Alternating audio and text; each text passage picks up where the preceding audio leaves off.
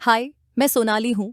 Video शुरू करने से पहले मेरे चैनल सोनाली वॉइस को सब्सक्राइब करें और रेगुलर अपडेट पाने के लिए बगल में दिए गए बेल आइकन को प्रेस करें। मेरा नाम अंशिका है। मेरी शादी 6 साल पहले मेरे पिताजी के दोस्त के बेटे से हुई थी। मेरे पिताजी की एक हादसे में मृत्यु हो गई थी। हम 2 बहनें हैं। मैं अपनी माँ और पिताजी की बड़ी बेटी हूँ।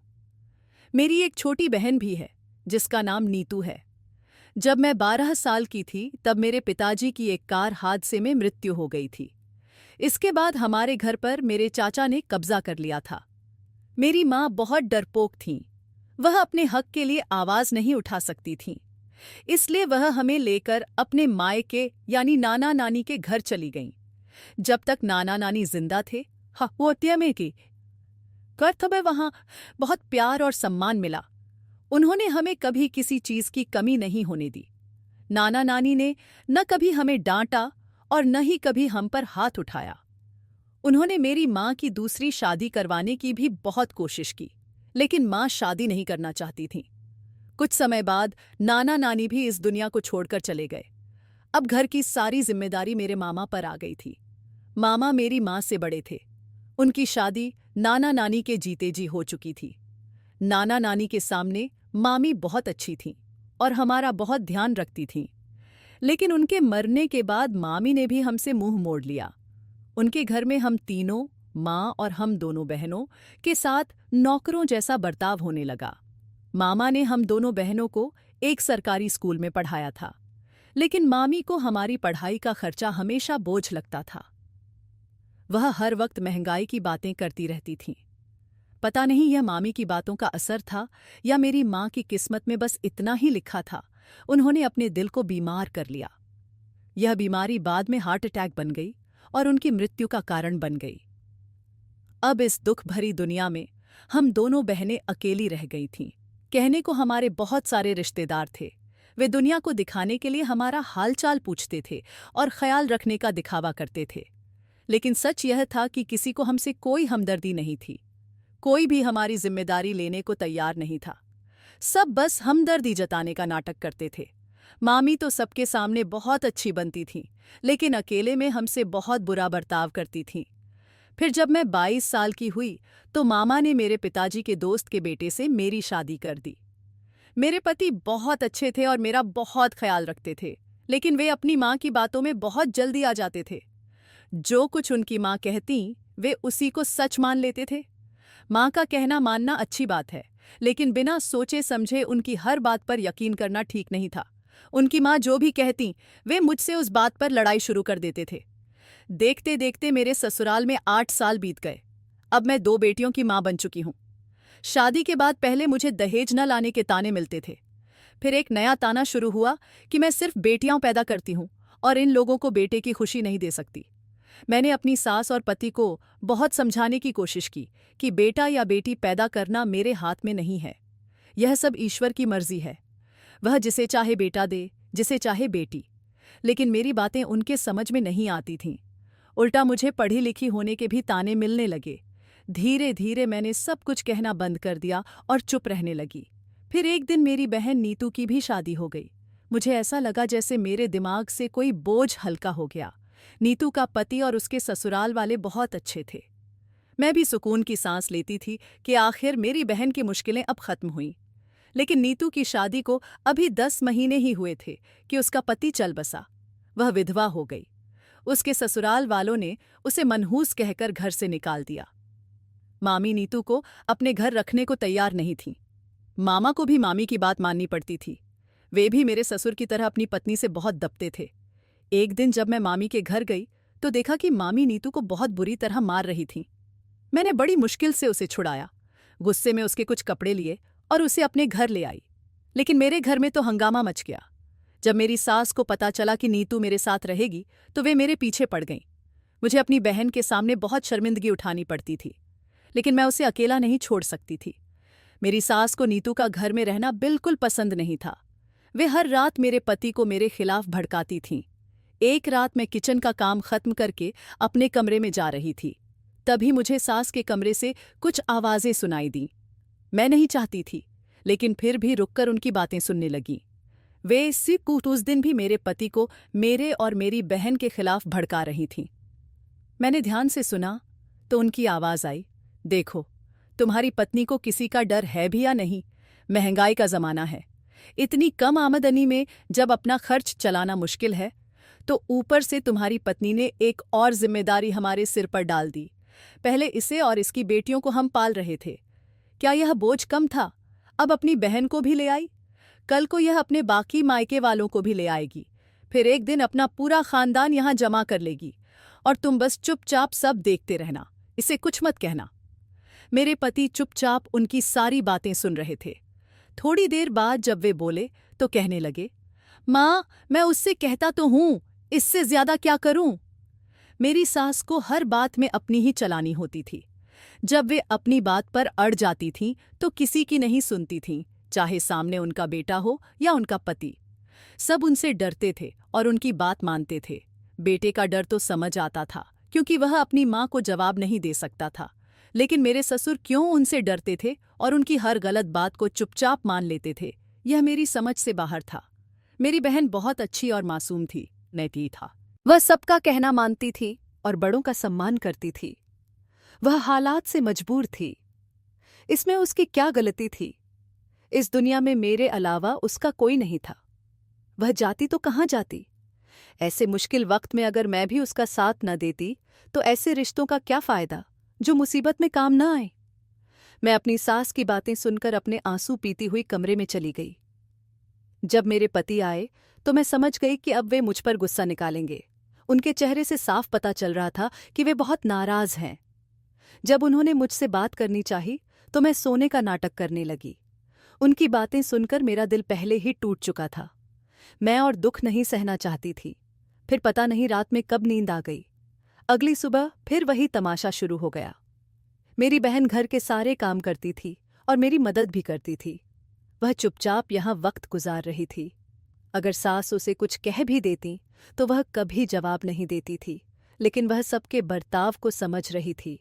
एक दिन उसने मुझसे कहा कि वह मामी के घर चली जाएगी, लेकिन मैं जानती थी कि वहां मामी उसके साथ क्या करेंगी, इसलिए मैंने उसे सख्ती से मना कर दिया और कहा, तुम्हें परेशान होने की जरूरत नहीं, मैं सब संभाल लूंगी। लेकिन अब घर के हालात मेरे काबू से बाहर हो रहे थे। सास हर वक्त मुझे ताने मारती थी, तुम्हारी बहन यहां कब तक रहेगी? मैं उनकी बातों पर चुप रहती थी। मेरी एक ननद थी जो अपनी माँ की तरह बिल्कुल नहीं थी। वह बहुत प्यारी और अच्छी थी। उसकी शादी दूसरे शहर में हुई थी। आज वह अपने पति के साथ कुछ दिनों के लिए हमारे घर आने वाली थी। उसके आने से मुझे हिम्मत मिल रही थी। वह अपनी माँ को मेरे साथ गलत करते देखती तो उन्हें टोक देती थी। मुझे मेरी ननद बहुत पसंद थी, लेकिन उसका पति मुझे बिल्कुल अच्छा नहीं लगता था। वह बहुत बदतमीज था। उसे किसी को देखने की भी तमीज नहीं थी। फिर भी मैं सब नजरअंदाज कर देती थी। मैं किसी से इस बारे में कहती भी तो किससे? मैंने अपनी ननद के लिए खाना बनाया था। मैं कोशिश करती थी कि किसी को मुझसे शिकायत न हो। जब ननद और उसका पति आए तो मेरी बहन उनसे मिलकर कमरे में चली गई। रात को सास ने कहा, अपनी बहन से कहो कि वह स्टोर रूम में सो जाए या बाहर गैलरी में सो जाए। यह कमरा मेरी बेटी और दामाद के लिए है। मुझे अपनी बहन की बहुत चिंता हुई। मैंने सोचा कि इतनी गर्मी में वह स्टोर रूम में कैसे सोएगी। वहां न पंखा था न खिड़की। बहुत भारी मन से मैंने उसे यह बात बताई। मैं घर में हंगामा नहीं चाहती थी। वह बेचारी मेरे कहने पर गैलरी में सो गई। फिर हम सब अपने अपने कमरों में सोने चले गए। आधी रात का समय था। अचानक एक शोर की आवाज से मेरी नींद खुल गई। मैं और मेरा पति बाहर की ओर भागे। बाहर देखा तो सब लोग खड़े थे। मेरी सास मुझे घूरते हुए बोली, इस दिन के लिए ही तुम अपनी बहन को यहां लाई थीं ताकि यह मेरी बेटी का घर बर्बाद करे। मैंने नीतू की तरफ देखा। वह बहुत डरी हुई थी और बुरी तरह रो रही थी। वह भागकर मेरे पास आई और बोली, दीदी, मैंने इन्हें नहीं बुलाया था, ये खुद यहां आए थे। उसका इशारा मेरी ननद के पति की ओर था, लेकिन जीजाजी का कहना था कि मेरी बहन उन पर डोरे डाल रही थी। घर में जैसे हंगामा मच गया था। मैं सबके सामने बहुत शर्मिंदा महसूस कर रही थी। मुझे यकीन था कि मेरी बहन ऐसा कभी नहीं कर सकती, लेकिन जो कुछ भी हो रहा था उसने मेरे दिल को बहुत ठेस पहुंचाई। मैंने अपनी ननद की ओर देखा। सोचा, पता नहीं दीदी मेरी बहन के बारे में क्या सोच रही होंगी। लेकिन उनकी आंखों में एक अजीब सी शर्मिंदगी दिख रही थी। उनके चेहरे पर दुख और शक साफ झलक रहा था। जिस तरह वह अपने पति को देख रही थीं, उससे मुझे अंदाजा हो गया कि उन्हें पता है कि गलती उनके पति की है, लेकिन शायद वह सबके सामने यह बात नहीं कह सकती थीं। मेरी सास किसी भी हाल में यह मानने को तैयार नहीं थी। मेरी ननद ने जैसे तैसे मामले को शांत किया और सब अपने कमरों में सोने चले गए। कमरे में आने के बाद मेरे पति ने मुझे बहुत कुछ सुनाया। वे बोले, तुम्हारी बहन के लक्षण ठीक नहीं हैं। वह मुझे भी अजीब अजीब इशारे करके अपनी ओर खींचने की कोशिश करती है। अपनी बहन पर ऐसा इल्जाम सुनकर मुझे बहुत बुरा लगा। मैं अपनी बहन को अच्छी तरह जानती थी। वह ऐसी नहीं थी। मुझे यह भी पता था कि मेरे पति उस पर बहुत गलत इल्जाम लगा रहे हैं, लेकिन मैं चुपचाप सब सहने को मजबूर थी। हम दोनों बहनों का कोई सहारा नहीं था जो हमारी तरफ से बोले। इसी वजह से लोग हमें बेसहारा समझकर इल्जाम लगाते थे। उस रात सब सो गए होंगे, लेकिन मैं पूरी रात जागती रही। मेरे दिमाग में न जाने क्या क्या विचार आ रहे थे। मेरी नींद गायब हो चुकी थी। मैं बस यही सोच रही थी कि मेरी बहन इस दुनिया में अकेली कहाँ जाएगी। मेरी सास तो हर वक्त खर्च और महंगाई का रोना रोती थीं। अब उन्हें एक नया मुद्दा मिल गया था। वे बार बार मेरे नंदोई वाली बात को लेकर मुझे ताने देंगी और नीतू को घर से निकालने को कहेंगी। पूरी रात मैं इसी उधेड़बुन में रही। सुबह 5 बजे मेरी आंख लगी, तभी मेरे पति ने मुझे उठा दिया और कहा, मेरे लिए नाश्ता बनाओ। जब मैं किचन में पहुंची तो नीतू नाश्ता बना रही थी। उसकी आंखें सूजी हुई थीं। उसका चेहरा देखकर मुझे लगा कि वह भी रात भर नहीं सोई होगी, ठीक मेरी तरह। मुझे देखते ही उसने अपने चेहरे पर बनावटी मुस्कान लाने की कोशिश की। मेरा दिल दुख से भर गया। मैं उस बेचारी के लिए कुछ नहीं कर सकती थी। जब मेरी ननद सोकर उठी तो उसने हमसे बिल्कुल सामान्य तरीके से बात की, जैसे रात को कुछ हुआ ही न हो। नाश्ते के बाद उसने अपने घर जाने की तैयारी शुरू कर दी। उसे इतनी जल्दी जाते देख मेरी सास को बहुत गुस्सा आया। उन्होंने हम दोनों बहनों को खूब सुनाया, यह तुम्हारी बहन की वजह से ही इतनी जल्दी जा रही है, वरना यह यहाँ कुछ दिन रुकने का प्लान लेकर आई थी। मुझे भी अंदाजा था कि वह यहाँ कुछ दिन रुकने आई थी, लेकिन यह भी सच था कि वह मेरी बहन की वजह से नहीं, बल्कि अपने पति की हरकतों की वजह से जल्दी जा रही थी। वह अपने पति की करतूतों से अच्छी तरह वाकिफ थी। जाते जाते उसने मुझसे माफ़ी भी मांगी थी, लेकिन यह बात मैं घर में किसी को नहीं बता सकती थी। अगर बताती तो नया हंगामा शुरू हो जाता। मैं दिमागी तौर पर बहुत थक चुकी थी। मुझे सुकून चाहिए था, मुझे शांति चाहिए थी, मुझे भावनात्मक सहारे की ज़रूरत थी। मेरा मन करता था कि मैं यहाँ से बहुत दूर चली जाऊं, जहाँ मुझे कोई न जानता हो, जहाँ कोई मुझे परेशान न करे। मैं वहाँ चैन से कुछ पल बिता सकूं, अपने सारे दुख दर्द बहा दूं। यहाँ तो मुझे रोने के लिए भी बहाने की ज़रूरत पड़ती थी। मेरी सास को मेरा और मेरी बेटियों का रोना पसंद नहीं था। अगर वे मुझे रोते देख लेतीं तो बहुत कुछ सुनाती थीं। तुमने हमारे घर में मनहूसियत फैला रखी है। तुम यही चाहती हो कि इस घर में कभी खुशियां न आएं, इसलिए हमेशा उदासी फैलाती रहती हो। मैं बड़ी मुश्किल से अपने आंसू छिपाती थी। दिन ऐसे ही दुखों में गुजरते गए। एक अजीब सी उदासी ने मेरे पूरे वजूद को घेर लिया था। एक दिन मेरी बहन मेरे पास आई। ऐसा लगा जैसे वह मुझसे कुछ कहना चाहती हो, लेकिन कह नहीं पा रही हो। मैं समझ गई कि वह यहाँ से जाने की बात करेगी, लेकिन वह यह भी जानती थी कि अभी कुछ वक्त लगेगा। मैं उसका सही रिश्ता देखकर उसकी शादी करवाना चाहती थी, लेकिन किसी हाल में उसे मामा के घर नहीं भेज सकती थी। मैं मामी के उसके साथ किए अत्याचार देख चुकी थी। जब मैंने नीतू से पूछा, क्या बात है, क्या कहना चाहती हो, उसकी आंखों से आंसू बहने लगे। मेरा दिल बहुत दुखी हुआ। मैं उसके आंसू पोंछने लगी और उसे चुप कराने की कोशिश करने लगी। मैं चाहती थी कि वह अपने सारे दुख इन आंसुओं के साथ बहा दे। काफी देर बाद वह संभली। मुझसे कुछ कहना शुरू ही किया था कि ऊपर से मेरी सास की आवाज आई। उन्होंने कहा, जल्दी खाना तैयार करो, घर में कुछ मेहमान आ रहे हैं। मैं कमरे से बाहर चली गई। पता नहीं सास ने नीतू से क्या कहा। उनकी बात करने की आवाज तो आ रही थी, लेकिन समझ नहीं आ रहा था कि वे क्या कह रही थीं। जब मैंने नीतू से दोबारा पूछा तो उसने कुछ न कहकर मुझे टाल दिया, लेकिन उसकी बातों से मैं हैरान रह गई। वह मुझसे कुछ कहना चाह रही थी, पर बता नहीं पा रही थी। मैं अपने काम में व्यस्त हो गई, इसलिए उस पर ज्यादा ध्यान नहीं दे पाई।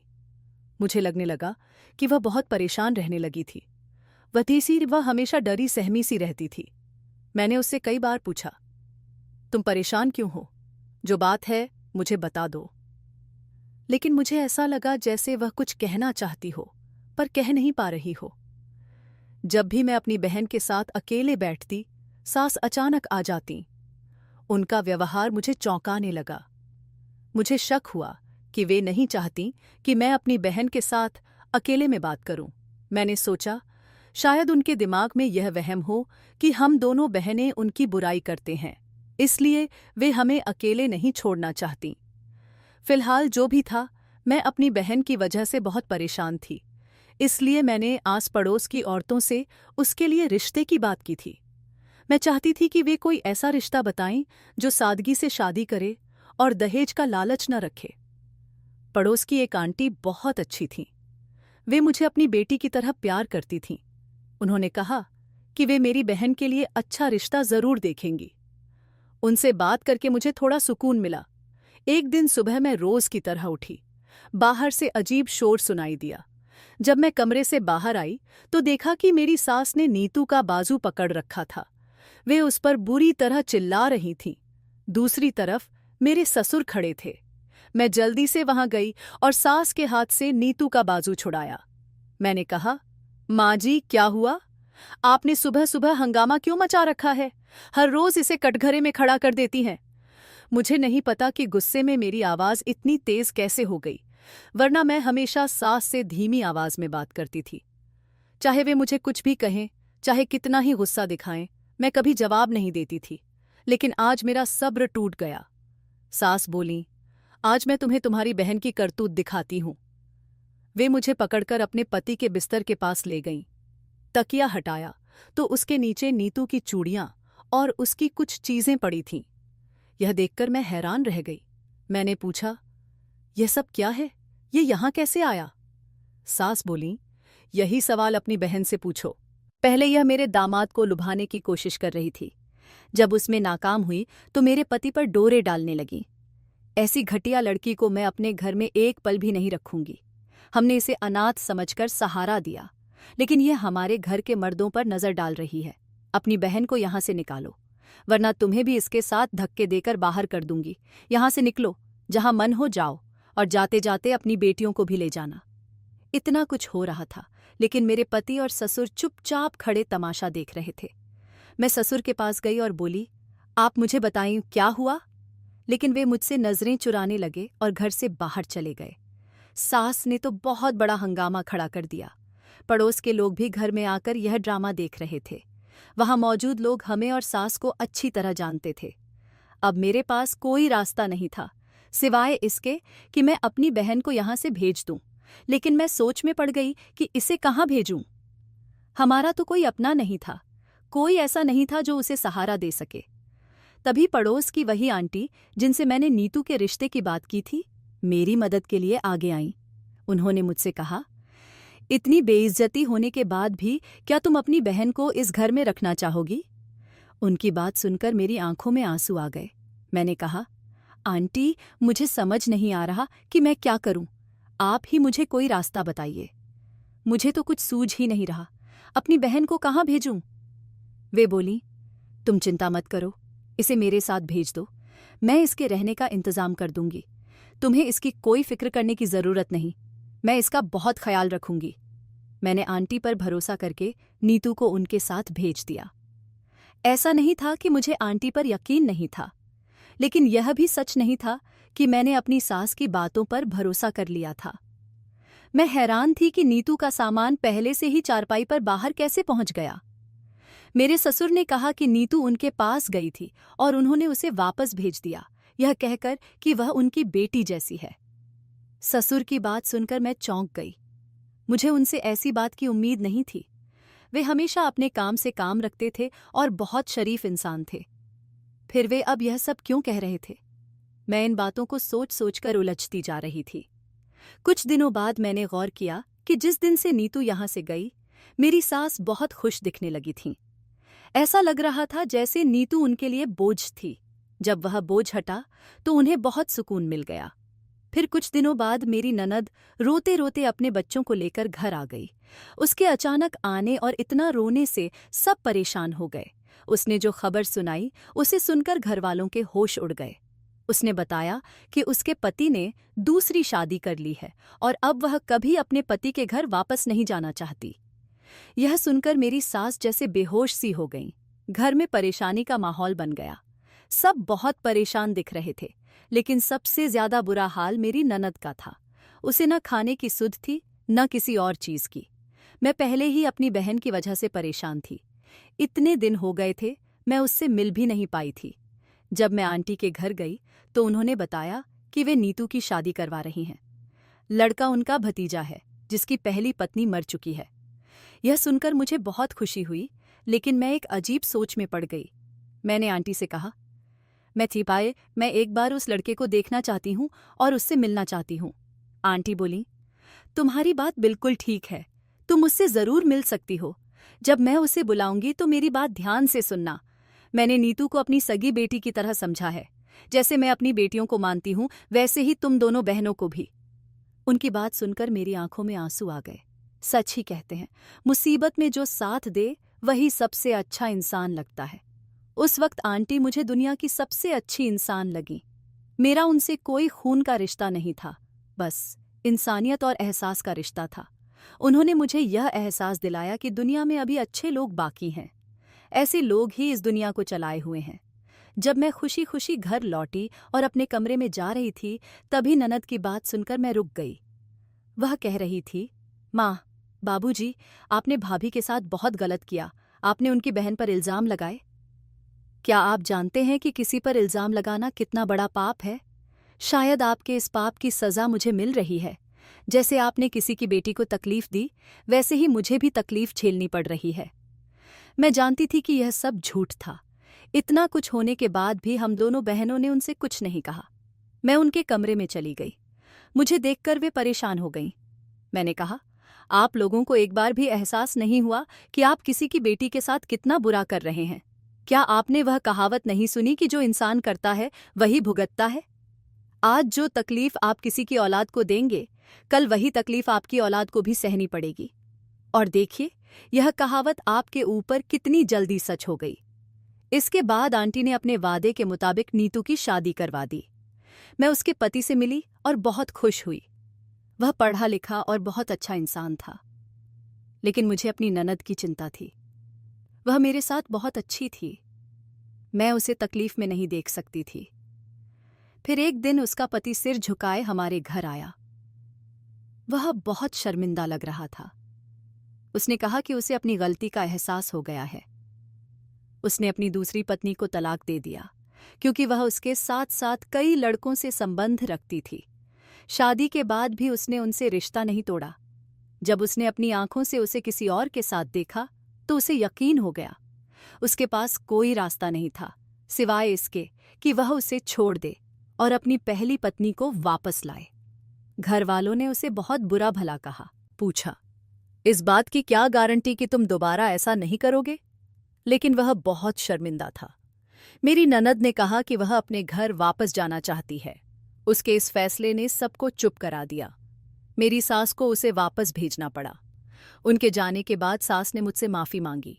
वे बोलीं, मुझे एहसास हो गया कि मैंने तुम्हारे और तुम्हारी बहन के साथ बहुत गलत किया। अगर हो सके तो मुझे माफ़ कर देना। उनकी यह बात मेरे लिए बहुत थी।